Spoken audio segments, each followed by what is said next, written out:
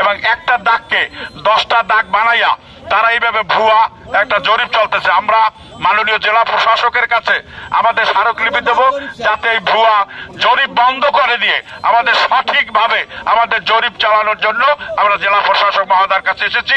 তিনি আমাদের স্মারকলিপি গ্রহণ করবেন। এই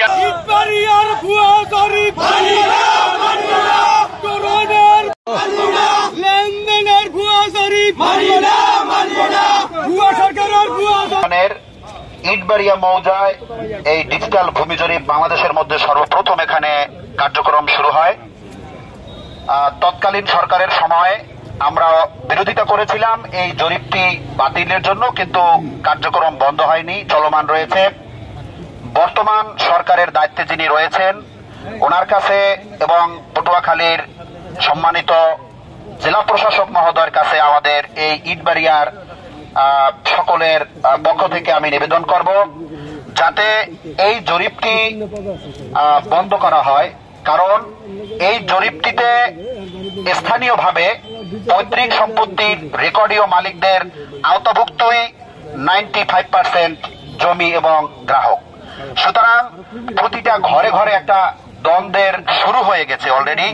তো এই দ্বন্দ্বটা নিরসনের জন্য এবং স্থানীয় যারা রয়েছেন, আমরা যারা আছি, আমাদের সুষ্ঠু এবং সুন্দরভাবে আমরা জমিগুলো যেভাবে ইতিপূর্বে শান্তিপূর্ণভাবে ভোগ দখল করতেছিলাম এবং দখলে ছিলাম, সেইভাবে জরিপ যদি করতে হয় তাহলে স্থানে গিয়ে কোনো ড্রোন দিয়ে নয়, স্থানে গিয়ে এবং ডোর টু ডোর সকলকে ডেকে কাগজপত্র দেখে প্লটগুলোর পরিমাপ করে তারপরে এই জরিপটির কার্যক্রম সম্পন্ন করা যেতে পারে। এই ভুয়া জরিপ যেন বন্ধ হয় এই আশাবাদ ব্যক্ত করে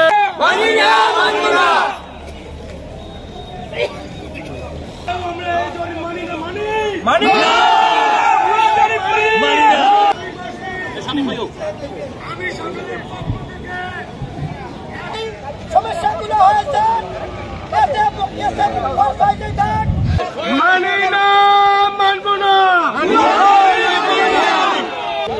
ঘুষ, দুর্নীতি, রুটি পিঠা মাংস খাওয়া খাইর সরাসরি জানতে পারলাম যে জরিপ হচ্ছে। কিসের জরিপ? ভূমি জরিপ। কি ড্রোন জরিপ? আসলে এই ড্রোন জরিপ আমি ইডির ব্লক করছি, আমার কান দিকে আরো লাগছে 10টা। এই জায়গায় আমার বর্ষায় আইছে 26টা দাগ, 26টা খতিয়ান। এই সমস্ত ভুয়া জরিপ, বিতর্কিত ভুয়া জরিপ, বিগত দিনে আমরা 2 লাখ 3 লাখ টাকা লইয়াও গেছি। আমাকে ওই জরিপ আমাদের আগের মতো করিয়ে দেবে না। তারা একটা খতিয়ানের 25টা খতিয়ান বানাইছে। একজনের জমি আর একজনের জমির ভিতরে ঢুকাইতেছে।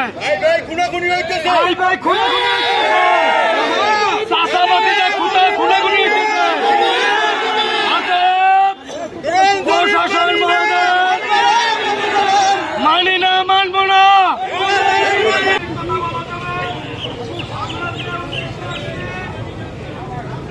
সদরপুর জেলা ইটবাড়িয়া 40 নং জেলা ডিজিটাল জরিপ ভূমি জরিপ নামে হয়রানি ও অব্যবস্থাপনা ও ত্রুটিযুক্ত জরিপ অতি বিলম্বে যথাযথভাবে ব্যবস্থা নেও। কিন্তু আমাদের এই কাগজ জেলা সেটেলমেন্ট অফিস কোন আমলে নেয় না। এই স্বাক্ষরকৃত কাগজ আমরা অনতি অকুলে আবেদন জানাই দেশ ও জাতির কাছে, মানে নোটিশ মহোদয়ের কাছে, যে আমাদের এই অবৈধ জরিপ থেকে আমরা যে মুক্তি পাইতে পারি, এই জন্য আমরা জোর অনুরোধ ইটবাড়িয়া 7 নং ওয়ার্ডবাসীর পক্ষ থেকে।